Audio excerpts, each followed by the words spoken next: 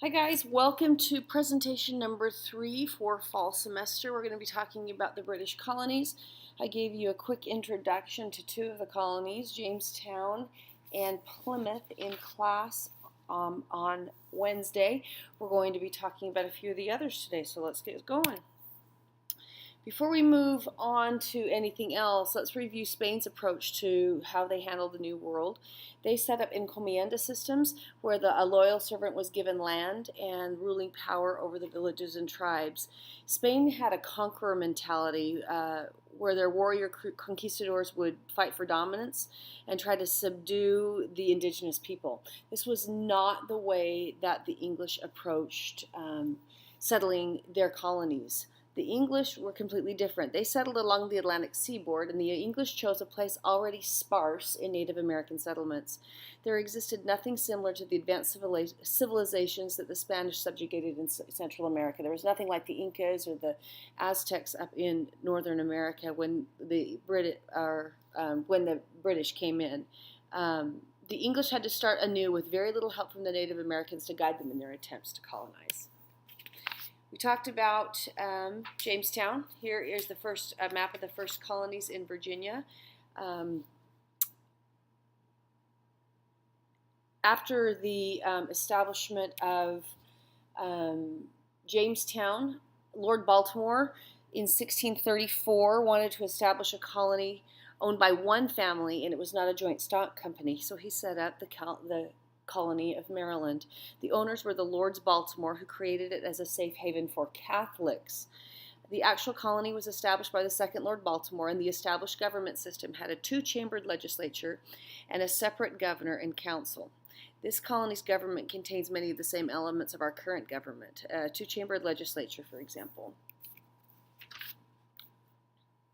And we move up to New England. We talked about Plymouth already, but New England colonies were founded mostly by settlers who paid their own way to establish themselves in the New World. As we talked about, they were families. Very few were indentured servants. Most of the early settlers left their homes for purely religious reasons. They wished to worship how and when they pleased, and they usually settled with like-minded individuals. The soil in New England was not as conducive to cultivation, nor was there a very long growing season. So let's move on. After having discussed Plymouth in class, let's move on to talking about the Massachusetts Bay Colony. The Puritans are the ones who set up the Massachusetts Bay Colony, not the Separatists. And the Puritans believed that the Church of England needed to be purified of any Catholic remnants left over from the Reformation. In 1629, Charles I granted a charter to the Massachusetts Bay Company to allow Puritans, led by John Winthrop, to settle in the New World. Their colony's government centered on the charter of the trading company. It was different from Plymouth, who had their own Mayflower Compact set up because there was the difference of opinion between the separatists and the strangers.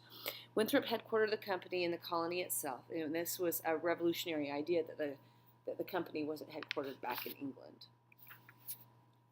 The Massachusetts Bay Colony's strict adherence to their Puritan beliefs left no room for those who disagreed. As a result, disgruntled former residents began forming their own colonies. Rhode Island was one such settlement. Roger Williams and John Winthrop did not get along. Winthrop cherished his authority over the land and the people as granted him by the King's Royal Charter. Williams believed in the liberty of man and his ability to commune with God directly. Obviously, this did not go over well with Winthrop, and Williams was banished from the Massachusetts Bay Colony. Williams established his own colony at the mouth of Narragansett Bay, south of Massachusetts, and it soon became known to all for allowing complete religious freedom. Perhaps Rhode Island's most famous resident was Anne Hutchinson, who, although a woman, taught that God saved individuals through a covenant of grace, in which a person obtained salvation through the grace of God, not through doing good deeds, known as a covenant of works. She was a sought-after midwife in the colony, and she was banished from Massachusetts Bay and had to take up residence in Rhode Island. The colony of Connecticut was originally created as an overflow colony of Massachusetts Bay. It was led by Reverend Thomas Hooker, and in 1639 the citizens of the colony established their government through the Fundamental Orders of the Commonwealth. This was the first colony to have its own written constitution. And a quote from the Constitution of Connecticut, it was orderly and decent government established according to God, to conjoin ourselves and be as one public state or a commonwealth.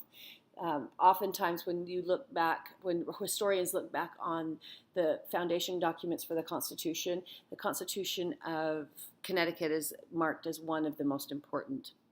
Near the colony, another settlement was established called the colony of New Haven. It was originally founded as a place of commerce for Puritans from Massachusetts Bay, but later in 1662 it was absorbed into Connecticut. In 1622, Sir Ferdinand Gorges and John Mason were granted land that is today Maine and New Hampshire. Gorges took New Hampshire and Mason took Maine. Due to an overlap of boundaries between Maine and Massachusetts, eventually all of Maine would be given to Massachusetts. The relationship between the colonists and natives in New England, some got along, but huge culture gaps eventually led to conflict. In many areas, the Anglo settlers moved in and the natives were forced out, fought back, or died of diseases unknown to them before the Europeans' arrival, as we had talked about before. One example, in 1636-1637, a Pequot was accused of murdering a colonist in Massachusetts. For revenge, the colonists set fire to a Pequot village and killed its inhabitants. The Pequots in turn fought back, and by 1638, when what few Pequots still survived, signed the Treaty of Hartford, and the Pequot nation completely ceased to exist. They were able to legislate an Indian nation completely out of existence. So here we have maps of the New England colonies. You can see how they were so close together and how it would be easy to have them absorbed into each other because they bordered each other so closely.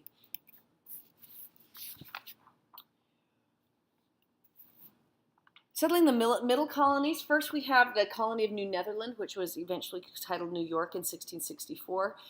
The New Netherlands was established by the Dutch, and the Dutch established Manhattan Island in 1610. It was controlled by a trading company, kind of like the joint stock companies for the colonies in Virginia. England's King Charles II sent the British fleet over to New York, or to New Netherland as it was known at the time, and the Dutch didn't even resist. He took it over without a fight. This whole excursion invasion was planned by the Duke of York, and so that's why they called it New York, and he later became King James II. New Jersey was formed in 1702 from parts of New York that separated and created their own royal colony. So that was just kind of an outreach of New York. And we move on to a little bit in a different direction to Pennsylvania. Pennsylvania was formed by William Penn and his Quaker followers. Unlike John Winthrop, Penn encouraged members of all denominations to move to his colony. Delaware was also given to Penn, who was to create another colony. In 1704, Delaware chose its own assembly, but they shared a governor with Pennsylvania. The government officials were elected by taxpayers and the property owners, and they were reliant on trade and commerce with other colonies in Europe to survive because they weren't a trading colony. Here's a map of the early Pennsylvania and New Jersey colonies. The southern colonies were established a little bit differently than those up in the north. Charles II granted the area that is now North and South Carolina to 8 Lord Proprietors. North Carolina was first settled by people of Virginia who had drifted south. The colony, named Albemarle, was established in the 1650s. It gained a governor in 1664 and an assembly in 1665. South Carolina was the focus of the Lord Proprietors. They established the colony of Charlestown, which later became Charleston. In an effort to bolster the Carolinas' agricultural economy, the Lord Proprietors promoted trade with the local Indians. This increased the native people's exposure to deadly disease and made southern tribes dependent on British trade goods like guns and rum. Georgia was created by James Oglethorpe. It was a buffer state between the colonies and the lawless lands of Spanish-controlled Florida. In 1754, control of Georgia reverted back to the crown because it couldn't function as a colony. One of the things about Georgia is it was mostly populated by pardoned convicts from Georgia. It became known as a colony of derelicts and rebels, kind of a lawless country, and they did that on purpose as the border between the more civilized areas of South Carolina and Florida. This colony had to start off with very strict rules because it was full of such lawless people. It was limited, people were limited to 500 acres of land, rum was prohibited, importation of slaves was prohibited. By 1759, the rules were overrun and abandoned, and the crown took control, and it became a royal colony again. It became reliant on rice, indigo, lumber, naval stores to supply ships, beef, and pork to trade with Britain. It was not a self-governing colony or one based on religion. It was one completely controlled by the crown. Here's a map of the southern colonies, Georgia, South Carolina. Georgia in 1763 actually more than doubled its size when it got a land grant. Here we have a map of how all of the colonies started out on the eastern seaboard. We've got, you can see how many more people and settlements were up in the north. The north had much more manufacturing. The south was focused more on agriculture. This is a divide that we will see over and over again all the way through the Civil War and beyond. So remember that. Your assignment for this weekend, I want you to look up England's Magna Carta, the Glorious Revolution in England in 1688, and the Bill of Rights of England, which was written in 1689. How do these three English events relate to the colonies? Take notes, just a short paragraph on each one so that you have a basic understanding of the background of all three of them, and bring that paragraph to class. You will need to have your notes from this presentation and your assignment for presentation number 3. That will be worth and graded 10 points. Your document booklets have been graded. Grades will be recorded in PowerSchool this weekend sometime, and your document booklets and your essay number 2 will be returned in class. I'll see you in class on Monday. Have a great weekend.